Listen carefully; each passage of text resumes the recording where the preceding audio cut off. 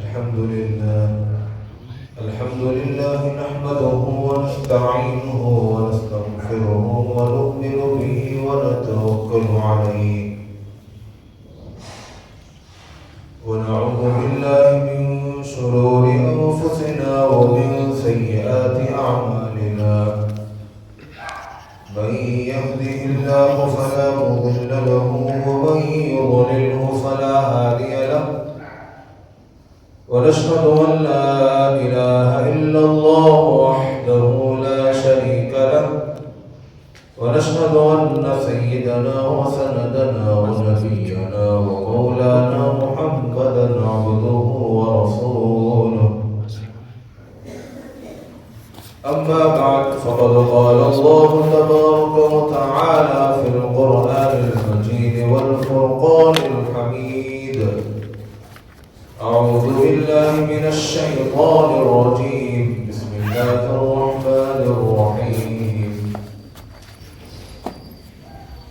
فإذا قضيت الصلاة فانتشروا في الأرض وابتغوا من فضل الله واذكروا الله كثيرا لعلكم تفلحون صدق الله العظيم. وقال النبي صلى الله عليه وسلم التاجر الصدوق الأمين مع النبيين والصديقين والشهداء أو كما قال رسول الله صلى الله عليه وسلم.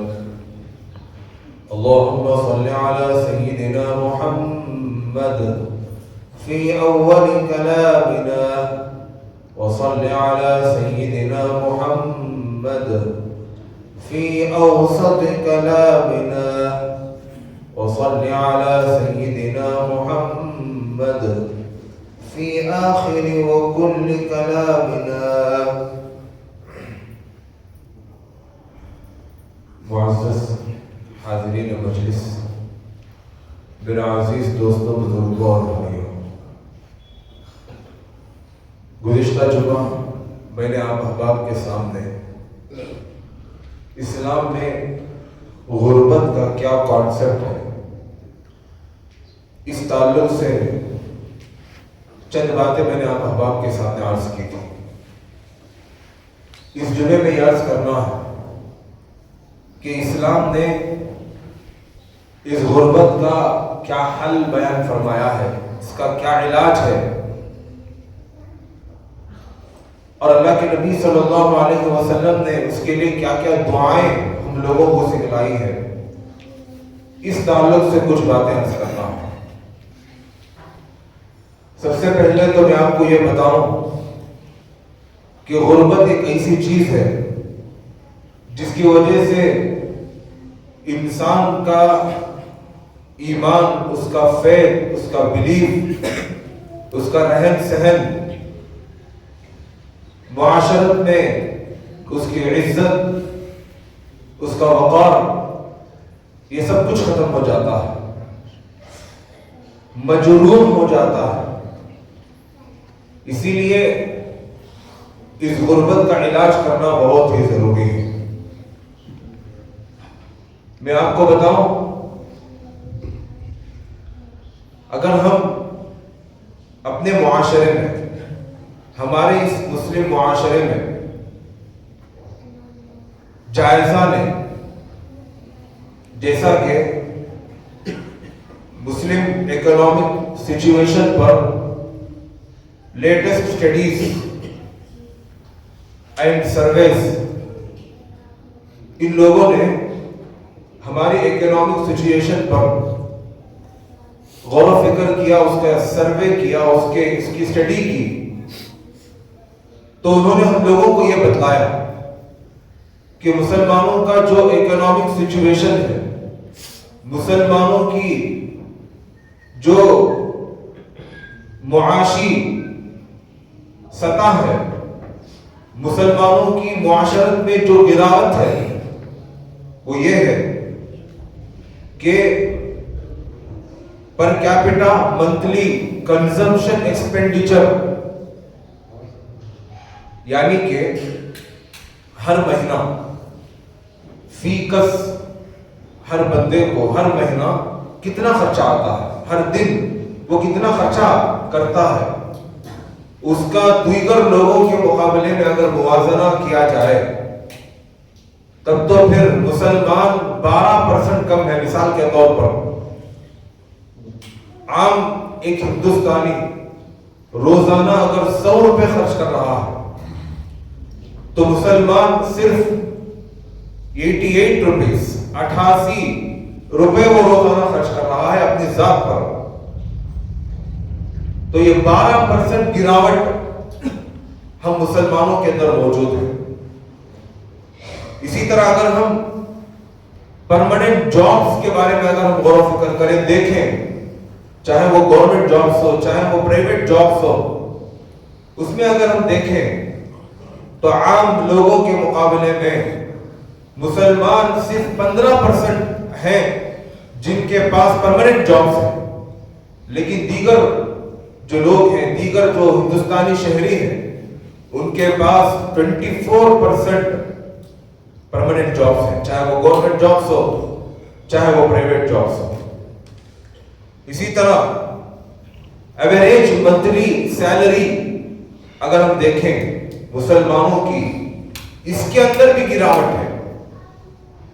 ایک معاشرہ ہے، مثال کے طور پر وہاں پر ایک 100-150 گھر سب لوگوں کے، مسلمانوں کے بھی ہیں دیگر لوگوں کے بھی ہیں، ایک معاشرہ ہے، تو دیگر لوگوں کی جو منتھلی ایوریج انکم ہے وہ 20,000 سے زائد ہے، لیکن اگر مسلمانوں کے معاشرے میں اگر ہم غور و فکر کریں تو مسلمانوں کی ایوریج منتھلی انکم وہ صرف 13,000 سے 14,000 کے بیچ میں۔ کتنی گراوٹ ہے محترم دوستوں!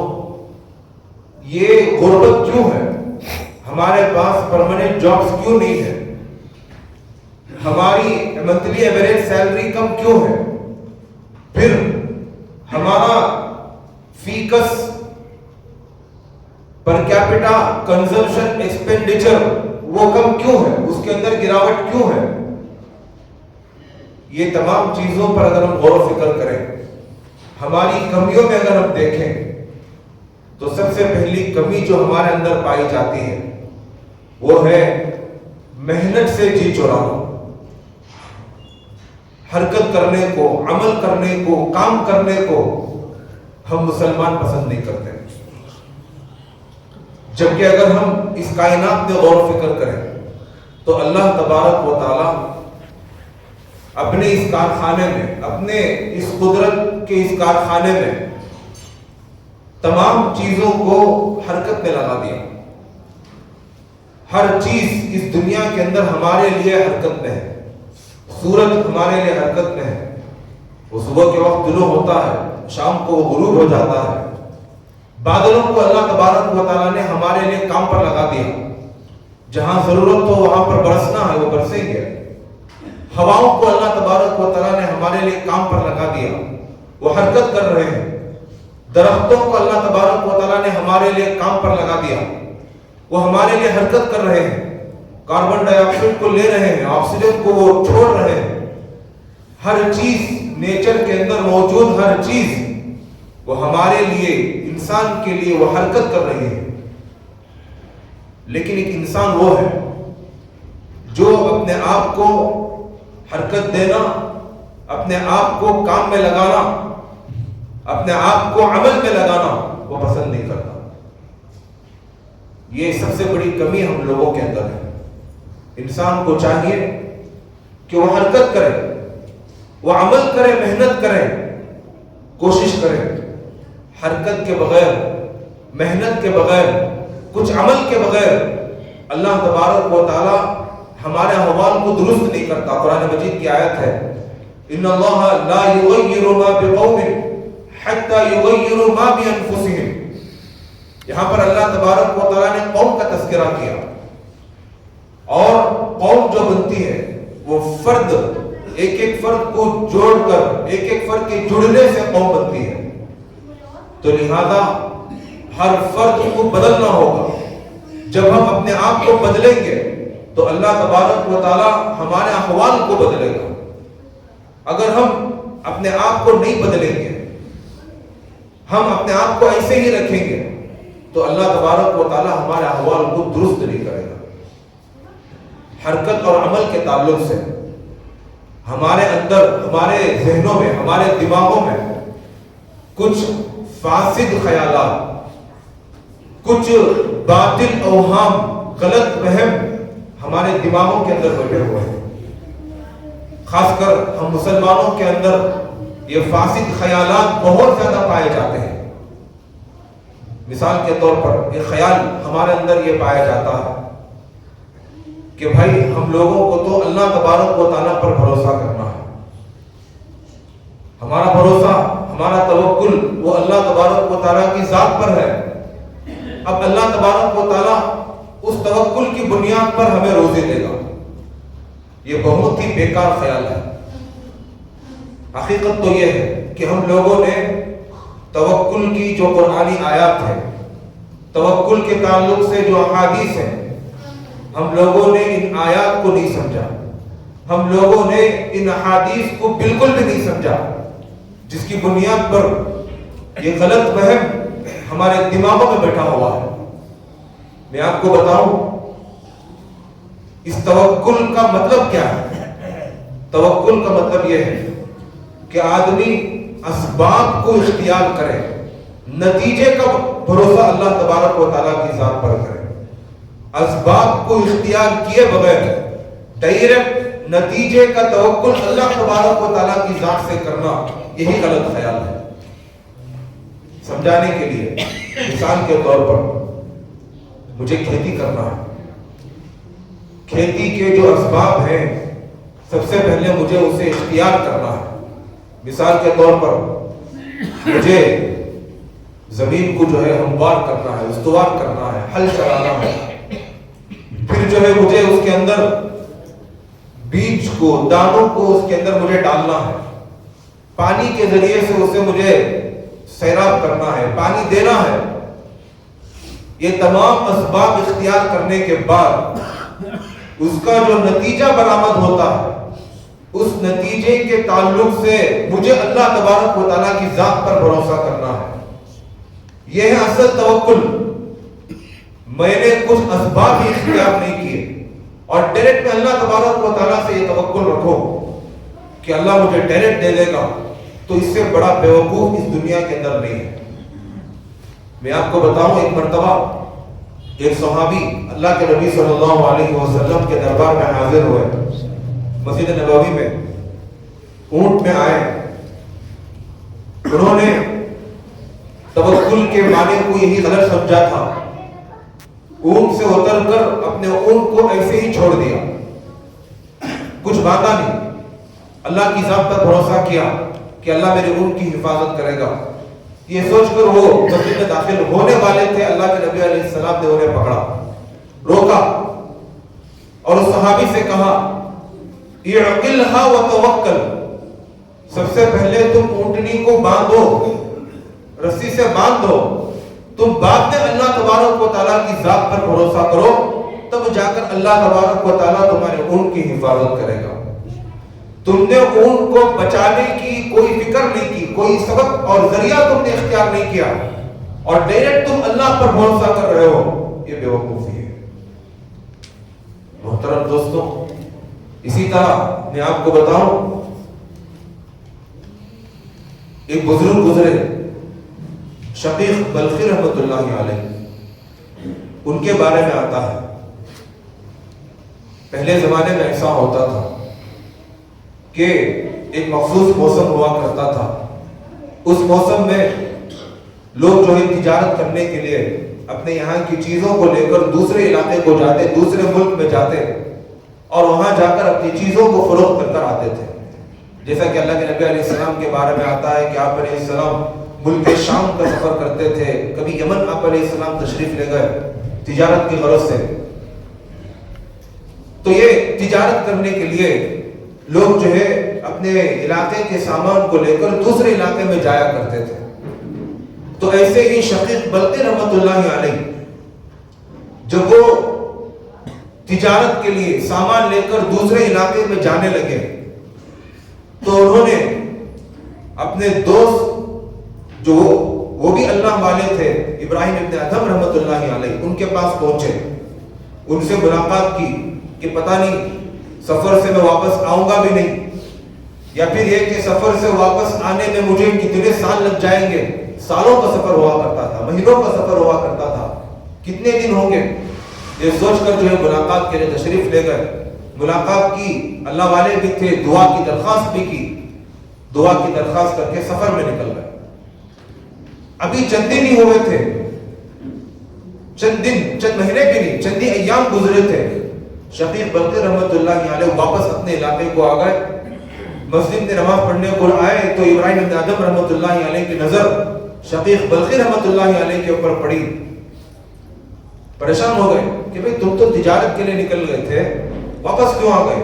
اپنے دوست سے پوچھا تو شقیق بلقی رحمت اللہ علیہ نے جواب دیا کہ میں تجارت کے لیے نکل گیا تھا, سفر میں جا رہا تھا, تھکان ہو گئی تھی, تھکان دور کرنے کے لیے میں ایک غیر آباد علاقے میں, ایک جنگل میں, ایک صحرا میں نے پڑاؤ ڈالا تھکان دور کرنے کے لیے. میں وہاں پر دیکھتا ہوں کہ ایک چھوٹا سا پرندہ ہے جو نابینا ہے, اسے کچھ نظر نہیں آ رہا اور قوت پرواز سے وہ محروم ہے, اڑ بھی نہیں سکتا, اڑنے کی قوت بھی اس کے پاس نہیں ہے. وہ پرندہ وہاں پر ہے. پھر میں کیا دیکھتا ہوں اور میں یہ سوچتا ہوں کہ اس دور افتادہ جگہ پر, ایک غیر آباد جگہ پر ایک نابینا اور قوت پرواز سے محروم پرندہ یہاں پر ہے, اور اس پرندے کو روزی کون دیتا ہوگا؟ اس کی روزی کا انتظام اللہ تبارک و تعالیٰ کیسے کرتا ہوگا؟ میں یہ سوچ رہا تھا. فیضا اچانک میں دیکھتا ہوں کہ ایک پرندہ اپنی چونچ میں ایک دانے کو دبا کر لے کر آتا ہے اور اس اندھے اور قوت پرواز سے محروم پرندے کے سامنے وہ دانے کو ڈالتا ہے, اور ایسے ہی بار بار وہ دانے کو لاتا ہے اور اسے کھلاتا ہے, یہاں تک کہ اس کا پیٹ بھر جاتا ہے, وہ سیراب ہو جاتا ہے. جب میں نے یہ منظر کو دیکھا تو میرے دل میں یہ خیال آیا کہ اللہ تبارک و تعالیٰ جب اس پرندے کو روزی دے رہا ہے, اسے کھلا رہا ہے, اور وہ کوئی محنت نہیں کر رہا, اسے کہیں اڑ کر جانے کی ضرورت نہیں, کچھ کرنے کی ضرورت نہیں, تو اللہ تبارک و تعالیٰ مجھے بھی روزی دے گا, مجھے بھی حرکت اور عمل کرنے کی ضرورت نہیں. میں کیوں تجارت کا سامان لے کر دوسرے علاقے کو جاؤں؟ یہ سوچ میرے اندر آئی اور میں واپس آ گیا. تو ابراہیم ابن ادھم رحمت اللہ علیہ نے شقیق بلقی رحمت اللہ علیہ سے خطاب کر کے کہا, جواباً عرض کیا کہ مجھے تمہارے اوپر بہت زیادہ افسوس ہو رہا ہے, بہت افسوس ہو رہا ہے. شقیق بلقی رحمت اللہ علیہ کے اوسان قطع ہو گئے. میں نے تو توکل کی بات کی, اللہ پر بھروسے کی بات میں نے کی, اب یہ کہہ رہے ہیں کہ مجھے افسوس ہو رہا. سوال کیا کیوں افسوس ہو رہا, وجہ کیا ہے افسوس کی؟ تو ابراہیم ابن ادھم رحمت اللہ علیہ نے جواب دیا, افسوس اس بات پر ہے کہ تم جو ہے معذور پرندے کی طرح بن گئے. تم ایک دوسرے پرندے کے سہارے پر, جیسا وہ پرندہ جی رہا ہے ایسا تم بھی دیگر لوگوں کے سہارے پر جینے کو تم نے پسند کیا. تمہاری سوچ ایسی کیوں نہیں بنی, اس پرندے کی طرح کیوں نہیں بنی جو اپنا پیٹ بھی بھرتا ہو اور دیگر پرندوں کا پیٹ بھی بھرتا ہو, دوسروں کا بھی خیال کرتا ہو. تمہاری سوچ ایسی کیوں نہیں بنی؟ تمہاری ایسی سوچ بننی چاہیے تھی. جو ہی شقیق بلقی رحمت اللہ علیہ نے یہ بات سنی اپنے دوست ابراہیم بن ادھم رحمت اللہ علیہ کی زبانی, انہوں نے تبھی عزم کیا, ارادہ کیا کہ میں اس پرندے کی طرح بنوں گا جو اپنا پیٹ بھی بھرتا تھا اور دیگر پرندوں کا پیٹ بھی بھرتا تھا.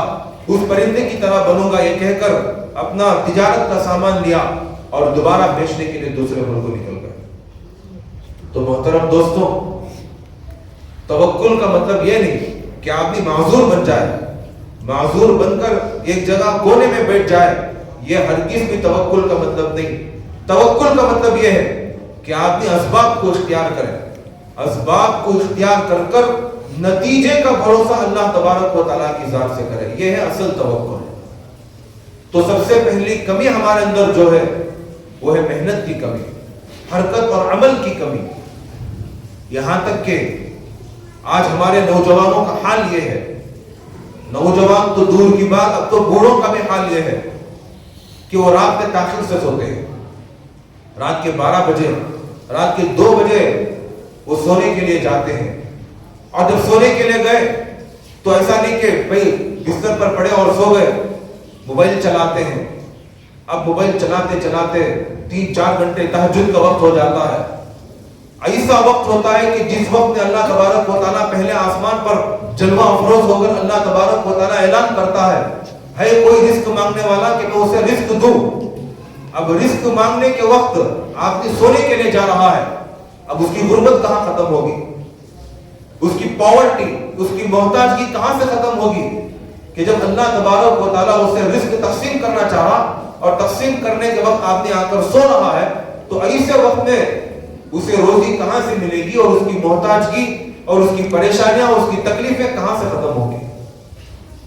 تو محترم دوستو، جبکہ اللہ کے نبی صلی اللہ علیہ وسلم نے ارشاد فرمایا، لعنت ہے اس بندے کے اوپر، میں ناپسند کرتا ہوں اس بندے کو جو عشاء کی نماز کے بعد دنیا کی باتیں کرے۔ یہ آپ علیہ السلام نے فرمایا، عشاء کی نماز کے بعد دنیا کی بات کرنے والے کو میں پسند نہیں کرتا، اس کے اوپر اللہ کی لعنت ہے، یہ آپ علیہ السلام نے کہا۔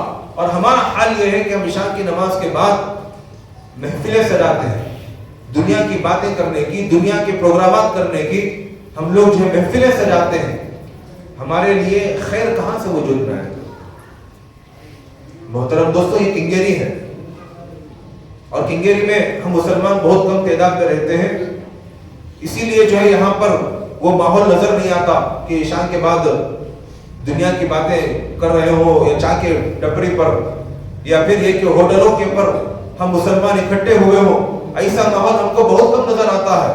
لیکن اگر ہم مسلمانوں کے علاقوں میں چلے جائیں، مسلمانوں کے محلے میں اگر ہم چلے جائیں، تو 24 آورز چائے کی دکانیں کھلی ہوتی ہیں۔ اب تو 24 آورز چائے کی دکانیں کھلی ہوئی ہیں، اور وہاں پر 24 گھنٹے ہمارے مسلمان نوجوان اپنے وقت کو، اپنی جوانی کو، اپنے پیسوں کو، اپنی عزت کو، اپنے سماج کو، ہر چیز کو وہاں پر برباد کر رہے ہوتے ہیں۔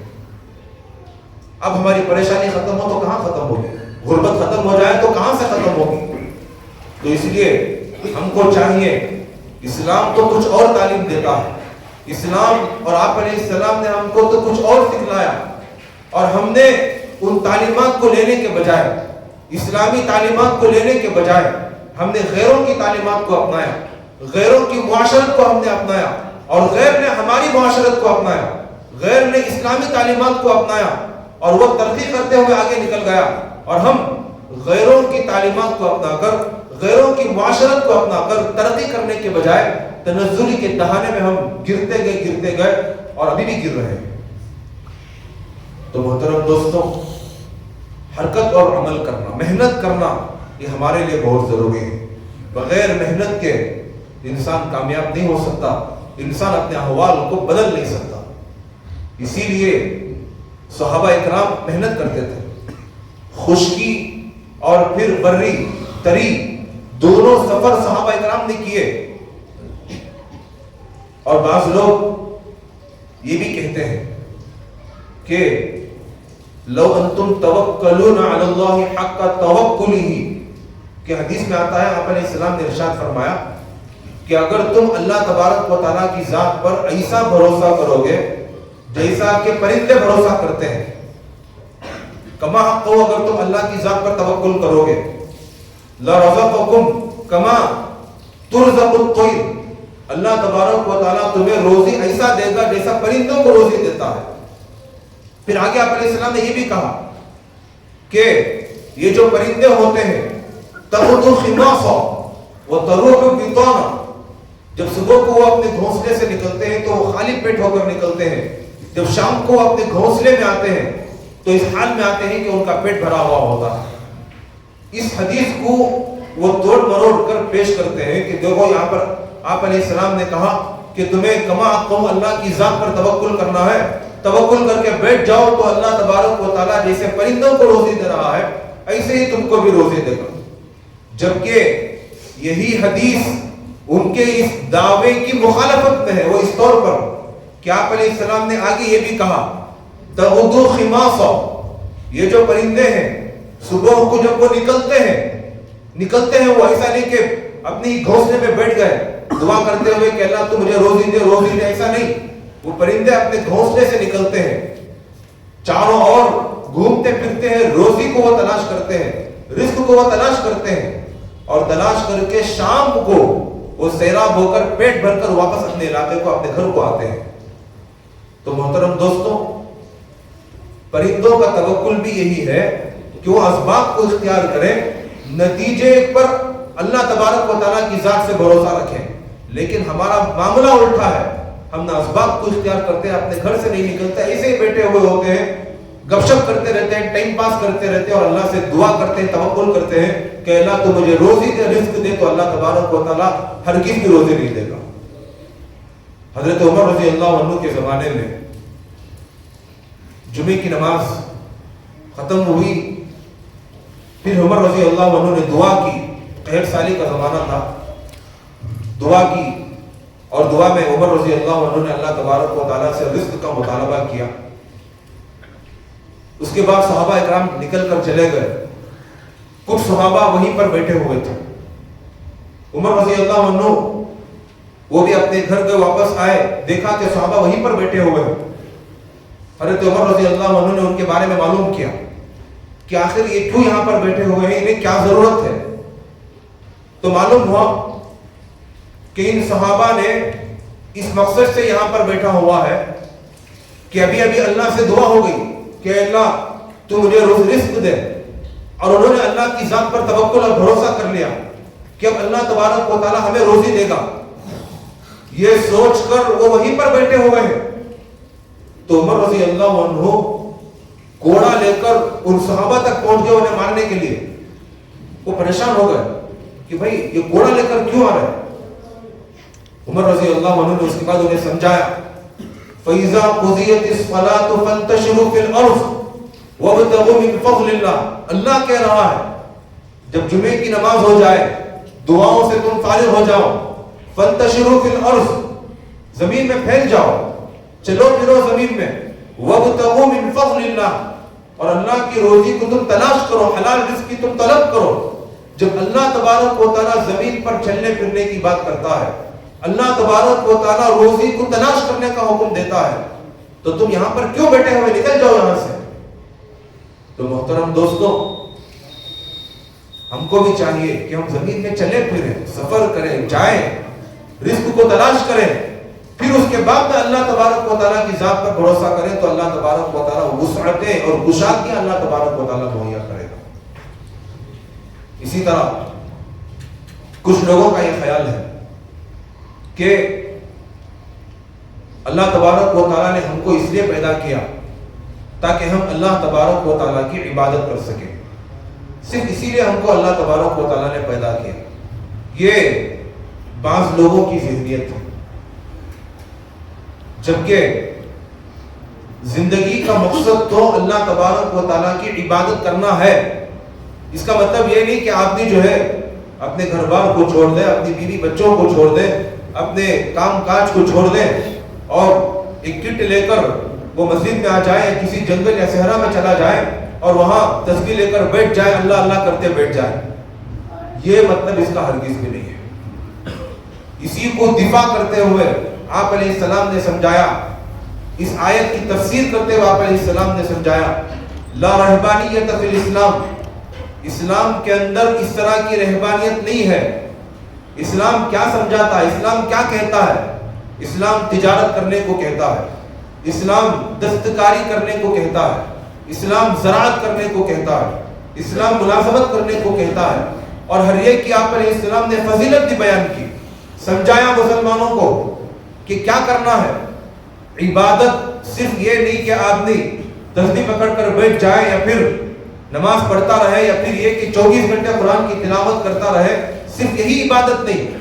عبادت وہ بھی عبادت ہے اور عبادت یہ بھی ہے کہ آدمی لوگوں سے ملے جلے، آدمی تجارت کرے، آدمی بزنس کرے، زراعت کرے اور اس کے اندر امانت داری کا ثبوت دے، اور آدمی اس کے اندر اچھے اخلاق کو پیش کرے، اپنا برتاؤ اچھا رکھے۔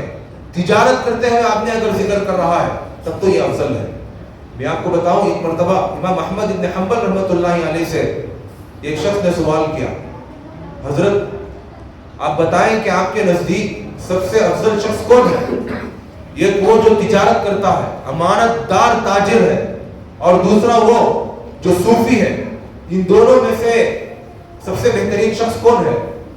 تو امام احمد بن حنبل رحمۃ اللہ علیہ نے جواب دیا، ان دونوں میں سے بہترین اور افضل شخص امانت دار تاجر ہے۔ کیوں؟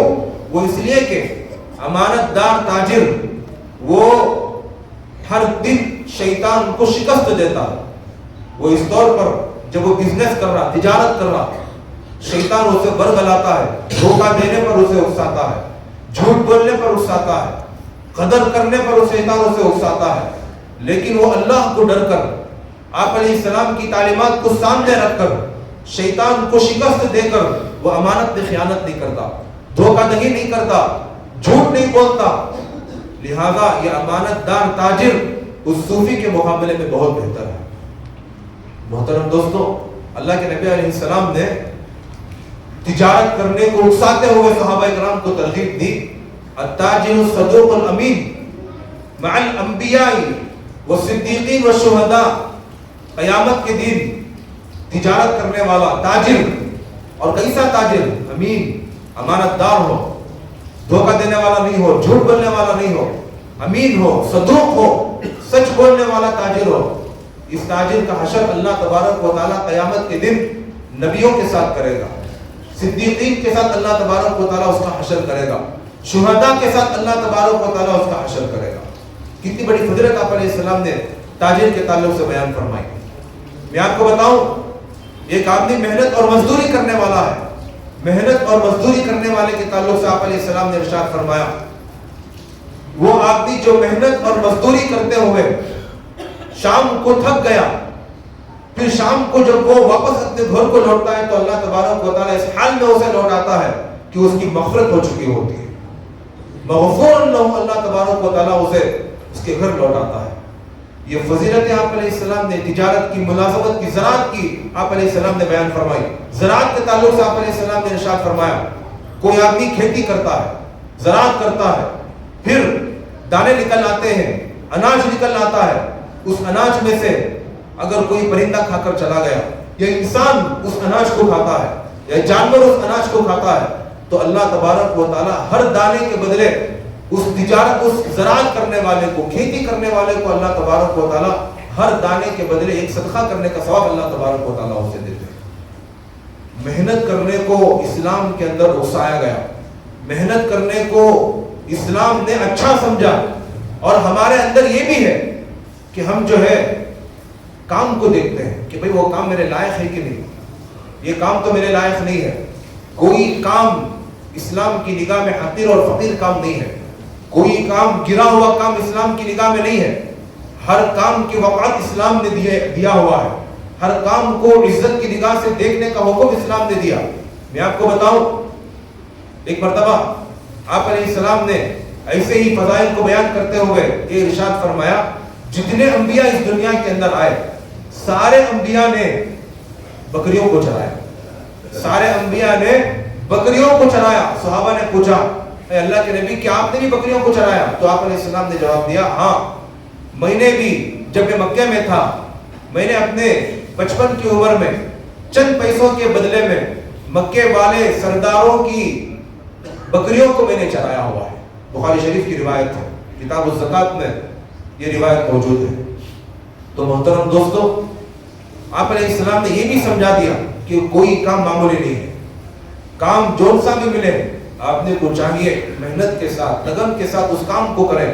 آخری میں ایک بات بیان کر کے اپنی بات کو ختم کرتا ہوں۔ قرآن مجید کے اندر اللہ تبارک و تعالیٰ نے یہ ارشاد فرمایا، اور کہاں پر اللہ تبارک و تعالیٰ نے ارشاد فرمایا؟ جہاد کی آیت کو بیان کرتے ہوئے اللہ تبارک و تعالیٰ نے ایک آدمی اللہ کے راستے میں جہاد کرنے والا ہے، اس کی فضیلت کو بیان کرتے ہوئے اللہ تبارک و تعالیٰ نے ارشاد فرمایا وآخرون یضربون فی الارض یبتغون من فضل اللہ وآخرون یقاتلون فی سبیل اللہ۔ اللہ تبارک و تعالیٰ نے تعریف کرتے ہوئے یہ ارشاد فرمایا وہ لوگ جو اللہ تبارک و تعالیٰ کے راستے میں چلتے پھرتے ہیں، کیوں چلتے ہیں؟ دو مقصد سے۔ یہ ایک مقصد رزق کو حاصل کرنے کے لیے وہ تگ و دوڑ کرتے ہیں، محنتیں کرتے ہیں، کوشش کرتے ہیں وہ، اور دوسرے وہ جو اعلاء کلمت اللہ کے لیے اللہ کے راستے میں وہ جہاد کے لیے نکلتے ہیں، ان کے بارے میں اللہ تبارک و تعالیٰ نے بیان کرتے ہوئے ان کی فضیلتوں کو اللہ تبارک و تعالیٰ نے اس آیت کے اندر دکھایا ہے۔ جہاد کرنے والے کے ساتھ اللہ تبارک و تعالیٰ نے اللہ کے راستے میں بلکہ کمانے کے لیے، تجارت کے لیے نکلنے والے کو اللہ تبارک و تعالیٰ نے شمار کیا ہوا ہے۔ اسی لیے حضرت عمر رضی اللہ عنہ نے ارشاد فرمایا سب سے پہلے میری تمنا یہ ہے کہ میری موت اللہ کے راستے میں آئے، اس کے علاوہ کسی اور جگہ میں موت کی تمنا کروں تو وہ جگہ یہ ہے کہ میں اپنے گھر والوں کو، اپنے بیوی بچوں کو پالنے کے لیے میں کمانے کے لیے جاؤں اور اس کماتے ہوئے اس کمانے کے راستے میں میری موت آ جائے، یہ مجھے زیادہ پسندیدہ ہے۔ تو محترم دوستو، جس طرح آدمی اللہ کے راستے میں جائے گا تو اسے فضیلت اور ثواب حاصل ہوگا، ایسے ہی آدمی اپنے پیٹ کو پالنے کے لیے یا پھر یہ کہ اپنے بیوی بچوں کو پالنے کے لیے، کمانے کے لیے جائے گا تو اللہ تبارک و تعالیٰ اس راستے کو بھی سبیل اللہ میں شمار کیا اور اللہ تبارک و تعالیٰ نے اس کے اوپر بھی ثواب کو مرتب فرمایا ہوا ہے۔ تو مسلمان جو بھی کام کرتا ہے وہ ثواب سے خالی نہیں ہے، اس لیے ہم کو چاہیے سستی اور غفلت کو چھوڑیں، اپنے احوال کو بدلیں، اپنے عادات و اطوار کو بدلیں، تو اللہ تبارک و تعالیٰ ہمارے بھی برے احوال کو بدلے گا اور اچھے ماحول کو اللہ تبارک و تعالیٰ، درست اور اچھے احوال کو اللہ تبارک و تعالیٰ ہمارے لیے پیدا کرے گا۔ اللہ سے دعا ہے کہ اللہ تبارک و تعالیٰ کہنے سننے سے زیادہ عمل کرنے کی توفیق عطا فرمائے۔ آمین۔ وآخر دعوانا الحمد للہ رب العالمین۔